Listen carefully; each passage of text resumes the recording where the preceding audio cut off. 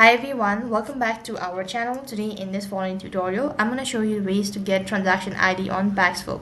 To get the transaction ID on Paxful, you have to follow the steps. First thing, going to log into your account. When logged in, that is going to take you to the home page. While you're on this page, click on the arrow icon from the top right hand side corner.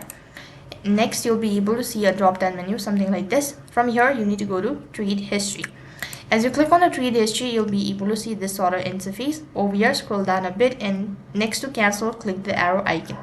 As you click on it, you'll be able to see a list of options, that is export. Go ahead and press on it. After you press the export button, it's going to ask you to select the file type. So whether you want it as a PDF, Excel, .xs or whatever, select that, and accordingly you have successfully downloaded the transaction ID of your Paxful. That is all for this video. I hope the video was helpful. Make sure to like, share and subscribe to our channel. Thank you for watching. See you in the next video.